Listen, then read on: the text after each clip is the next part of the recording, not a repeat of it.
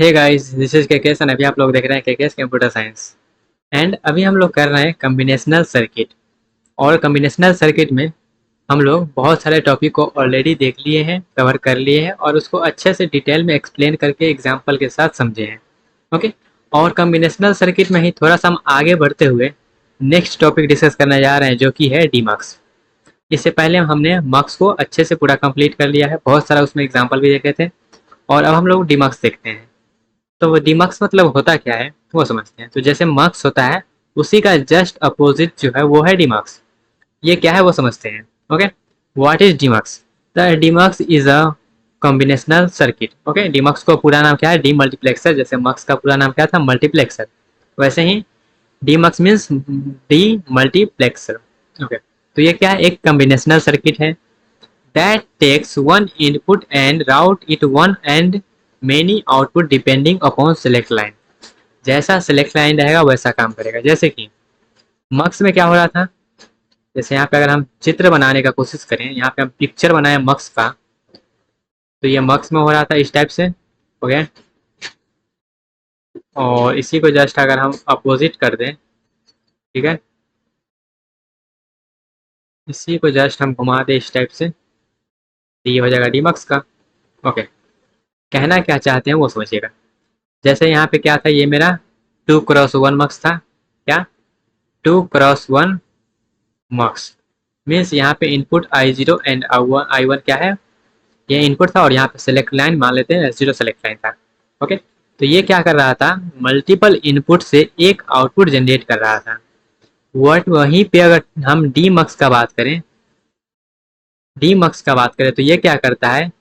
एक आउटपुट, एक इनपुट से मल्टीपल आउटपुट को क्या करता है? जनरेट करता है। एक आउटपुट से, या फिर बोल सकते हैं यहाँ पे एक, जैसे इसका जो इनपुट था, जैसे यहाँ पे ये मेरा मक्स है और ये मेरा डी मक्स है। तो मक्स में क्या होता है? मल्टीपल इनपुट से एक आउटपुट आता है। बट यहाँ पे क्या होता है? एक इनपुट से मल्टीपल आउटपुट आता है। क्या? मल्टीपल मेरा आउटपुट यहाँ पे आता है। जैसे मान लेते हैं ये हो गया Y1 और ये हो गया Y0। ठीक है। और ये इसको हम किस प्रकार से बोलते हैं? तो इसको बोलते हैं हम 1x2। मतलब एक इनपुट से दो आउटपुट आ रहा है, इसलिए हम उसको बोलते हैं 1x2 मल्टीप्लेक्सर। ओके।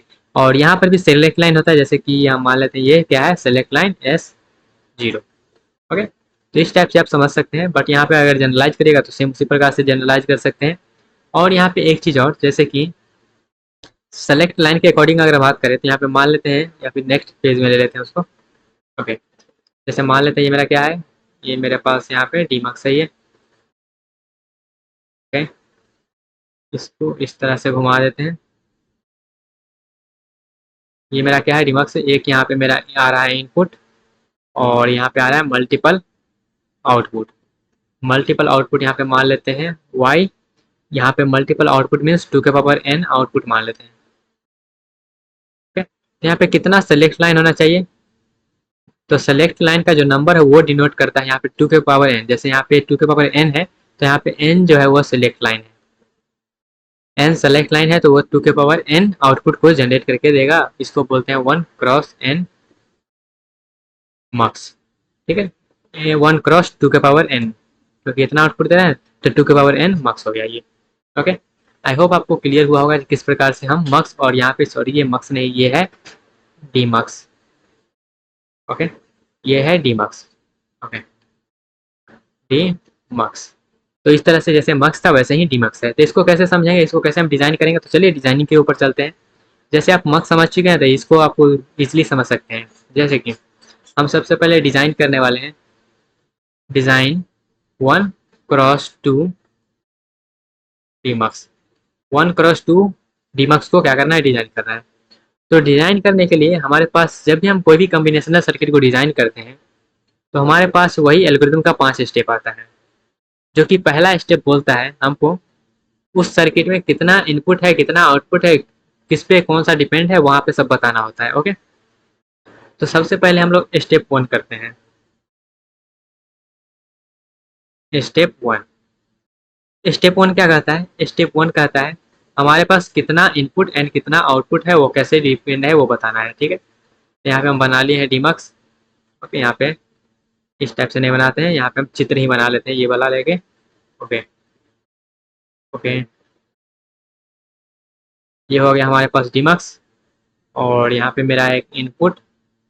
ओके, और यहाँ पे हम मान लेते हैं 1x2 है ना, तो 1x मतलब 2 आउटपुट आना चाहिए। तो यहाँ पे y0 एंड y1 दो इनपुट हो गया, और यहाँ पे 1x2 क्या है, ये डिमक्स है।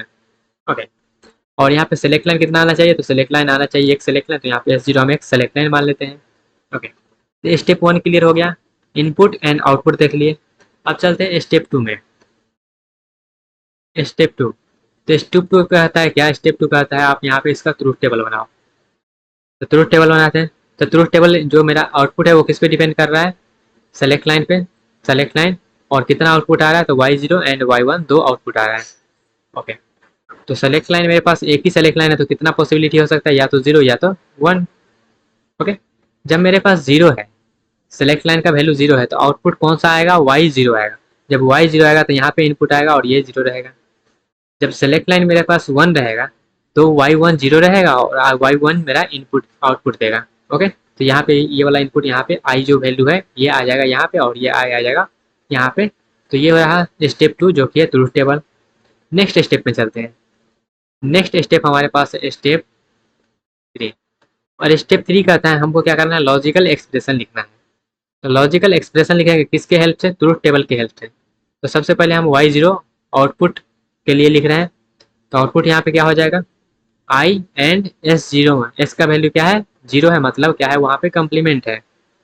तो यहाँ पे क्या हो जाएगा, ये हो जाएगा S0 का कम्प्लीमेंट एंड i।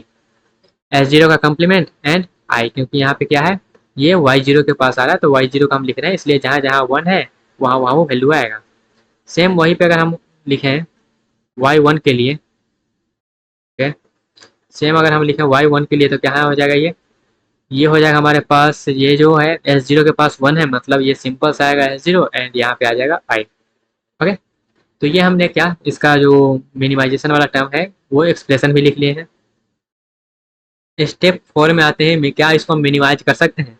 तो ऑलरेडी एक एक टर्म ही है, तो इसको क्या ही मिनिमाइज करें, तो ये क्या है, ऑलरेडी मिनिमाइज है। ठीक है, ऑलरेडी क्या है, मिनिमाइज है ये। ओके, अब आते हैं अगला स्टेप जो कि है स्टेप 5 में, इसका हार्डवेयर इम्प्लीमेंटेशन। हार्डवेयर इम्प्लीमेंटेशन, तो हार्डवेयर इम्प्लीमेंटेशन में क्या करते हैं, सिंपल सा लाइनिंग उसमें खींचते हैं। चलिए लाइनिंग खींच देते हैं। जैसे यहाँ पे एक तो इनपुट लाइन तो है, तो इनपुट ले लेते हैं, और एक सेलेक्ट लाइन है और उसका कम्प्लीमेंट है। तो यहाँ पे हम ले लेते हैं सेलेक्ट लाइन S0 एंड उसका कम्प्लीमेंट, तो ये हो जाएगा S0 का कम्प्लीमेंट, तो ये हो गया S0 का कम्प्लीमेंट। देन अब यहाँ पे क्या है, हमारे पास आउटपुट आ रहा है। आउटपुट कैसे आ रहा है, पहला एक्सप्रेशन देखना है y0 का। ओके, तो पहला एक्सप्रेशन हम देख रहे हैं y0 का, तो y0 है S0 का कम्प्लीमेंट एंड i। तो S0 का कम्प्लीमेंट यहाँ पे आ जाएगा एंड i यहाँ पे मेरा ये जो है ये i है, तो यहाँ पे i आ गया। और ये दोनों का क्या किया गया, एंड किया गया, तो एंड कर देते हैं, तो ये मेरा क्या आ गया, y0 आ गया। सेम उसी प्रकार से अगर y1 के लिए देखें, तो ये S0 से आ रहा है एंड इनपुट से आ रहा है, और ये दोनों का भी क्या हो रहा है, एंड हो रहा है, तो ये क्या आ गया, मेरा y1 आ गया। तो ये रहा hardware implementation of 1x2 D multiplexer का। ओके, आई होप आपको समझ में आएगा। सेम इसी प्रकार से अगर हम 1x4 का बोले तो कैसे करना है, तो उसका भी हम यहाँ पे समझ लेते हैं फटाफट से। ओके, तो 1x4 का यहाँ पे हम डायरेक्टली कर देते हैं, क्योंकि ऑलरेडी हम जो है मक्स में ऑलरेडी इसका हम बहुत कर चुके हैं। ठीक है, तो यहाँ पे हम करते हैं design 1x4 demux. 1x4 demux को डिज़ाइन करना, तो डायरेक्टली हम यहाँ पे पिक्चर बना लेते हैं इसका। ओके, तो डायरेक्टली पिक्चर बनाते हैं और डायरेक्टली हार्डवेयर इंप्लीमेंट कर देते हैं। तो यहाँ पे जो है हमारे पास एक इनपुट होगा और 4 आउटपुट होगा। ओके, और 2 सेलेक्ट लाइन होगा, और सेलेक्ट लाइन यहाँ पे हम मान लेते हैं हमारे पास S0 एंड S1 है, और ये इनपुट है यहाँ पे y0, y1, y2 and y3। तो y0 का अगर हम एक्सप्रेशन लिखें किस तरह से आएगा, तो y0 के पास कौन सा वैल्यू आएगा, तो इसके पास जो वैल्यू आएगा वो आएगा S0 का कम्प्लीमेंट एंड S1 का कम्प्लीमेंट। S0 का कम्प्लीमेंट एंड यहाँ पे MSB और LSB को लेके लिखते हैं, तो इसको इस तरह से लिखेंगे। ओके, तो इक्वल तो क्या हो जाएगा, पहले आ जाएगा S0 एंड उसके बाद आ जाएगा S1, तो दोनों का कम्प्लीमेंट वाला आएगा और उसके बाद इनपुट आ जाएगा। सेम अगर हम y1 के लिखेंगे तो क्या हो जाएगा, S0 एंड S1, और यहाँ पे इनपुट आ जाएगा।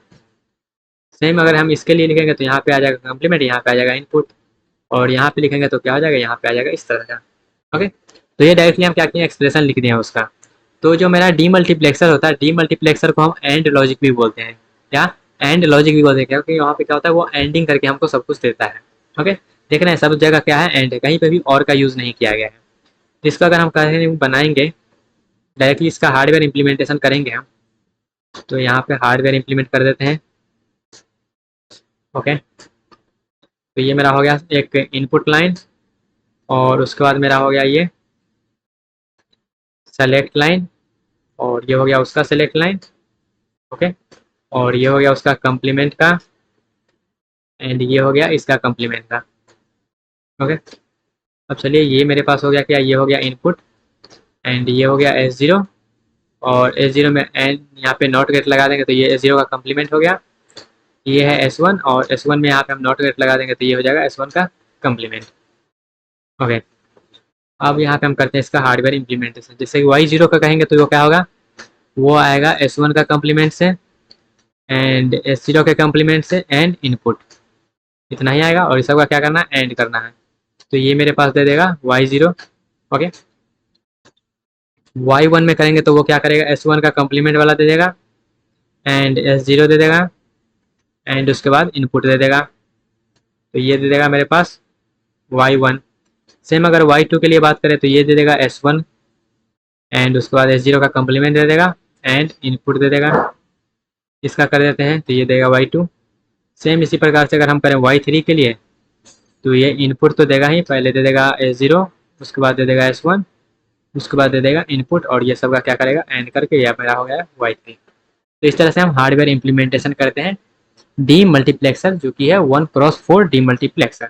ओके, आई होप आपको समझ में आया होगा, और इसका ट्रुथ टेबल वगैरह भी बना सकते हैं जैसे हम यहाँ पे इसका बनाए थे। ओके, ट्रुथ टेबल भी सेम ही आएगा, बस वहाँ पे क्या होगा, Y1, Y2, Y3 and Y0 जो है वो बढ़ जाएगा, और सेलेक्ट लाइन 2 आ जाएगा, और उसका कम्बिनेशन है उधर जो भी आउटपुट आ रहा है वो आ जाएगा। ओके, तो इसको आप कर सकते हैं। और यहाँ पे और भी पॉसिबिलिटी है, जैसे 1x4 हो गया, 1x8 भी हो सकता है, 1x16 भी हो सकता है। तो गाइज ये रहा डी मल्टीप्लेक्सर। अगर मल्टीप्लेक्सर कर लिए हैं तो ये आपको ईजी ही लगा होगा, और जैसा जैसा क्वेश्चन वहाँ पे पॉसिबल था वैसा ही क्वेश्चन यहाँ पर भी फ्रेम हो सकता है। ओके, आई होप आपको समझ में आया होगा डी मल्टीप्लेक्सर क्या होता है, और उसको कैसे समझना है, उसको कैसे डिजाइन करना है। ओके, तो मिल जाएगा अपने अगले सेक्शन में।